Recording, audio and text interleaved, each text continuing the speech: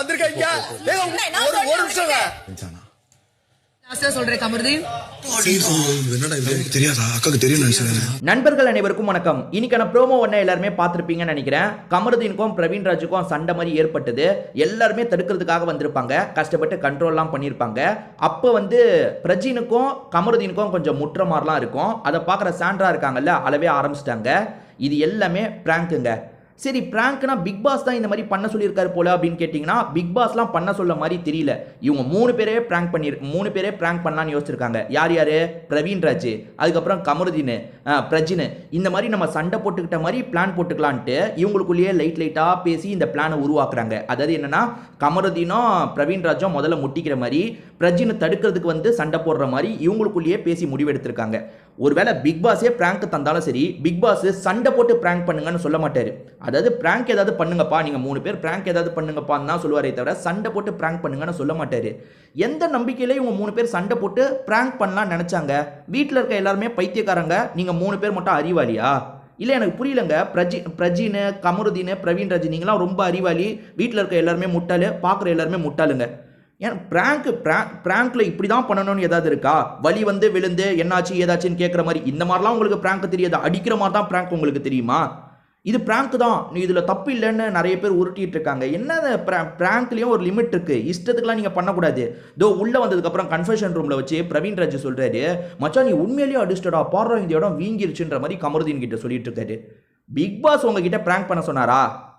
ஆக மொத்தத்தில் அதாவது இந்த பிராங்குக்கு காரணம் பிரவீன் ராஜ், கமருதீனுக்கு ஒரு இது இருக்குது. நம்ம நாமினேஷனில் வந்துட்டோம், அப்போ வெளியே நம்ம இன்னும் ஃபோக்கஸாக தெரியறதுக்கு ஏதாவது பண்ணணும்ன்ட்டு அதுக்காக பண்ண மாதிரி தாங்க இருக்குது. ஏற்கனவே போன சீசன்னு நினைக்கிறேன், ரவீந்திரன், ப்ரொடியூசர் ரவீந்திரன், ரிவ்யூவர் ரவீந்திரன் வந்தார்ல, அவருக்கும் ரஞ்சித்துக்கும் ஒரு இது மாதிரி அது திட்டமிட்டு பண்ணாங்க.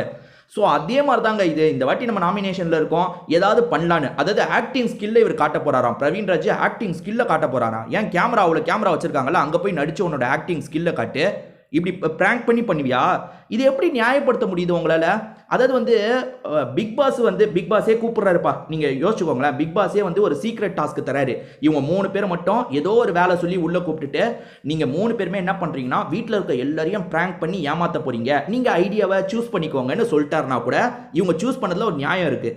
சரி, அப்படியே பிக் பாஸே, நான் என்ன சொல்கிறேன்னா, பிக் பாஸே நீங்கள் ஒரு பிராங்கை முடிவு பண்ணிக்கோங்கன்னு சொன்னாலாம் சண்டையெல்லாம் நீங்கள் பண்ணக்கூடாது, அடிதடியெல்லாம் நீங்கள் பண்ணக்கூடாது. ஓகேவா? வீட்டில் இருக்கவங்களுக்கு எவ்வளோ மென்டல் ட்ராமா ஏற்பட்டிருக்கோம். என்னடா அடிச்சுக்கிறாங்க, சாண்ட்ரா அழுதுட்டாங்க, சாண்ட்ராக்கு தெரியாதுன்றாரு பிரஜின். உள்ள பிரவீன் ராஜ் சாண்ட்ராக்கு தெரியும் போலன்னு நினைக்கிறாரு. அக்காவுக்கு தெரியுமான்னு கேட்குறாரு. இல்லை அவளுக்கும் தெரியாதுன்ற மாதிரி பிரஜின் சொல்கிறாரு. அப்போ நீங்களாம் என்ன மைண்ட் செட்டில் இதை பண்ணிட்டு இருக்கீங்க? யோசிச்சு பாருங்க. லைட்டாக, அதாவது ஏன் வாக்குவாதத்தில் பிராங்க் பண்ண முடியாதா என்ன? பிரவீன் ராஜும் கமருதீனும் வாக்குவாதம் பண்ணுற மாதிரி பிராங்க் பண்ண முடியாதா? அப்போ அதை தாண்டி இவனுங்க ஃபோக்கஸாக தெரியணும், எல்லாருமே நம்மளை பார்க்கணும், வெளியே இருக்க ஆடியன்ஸ்லாம் நம்மளை பார்க்கணுன்னு சண்டை போட்டுக்கிற லெவலுக்கு போறீங்கன்னா அது சீப்பாக இருக்கா இல்லையா? சரி, இது பிராங்க் தான், ஆனால் சீப்பாக இருக்கா இல்லையா?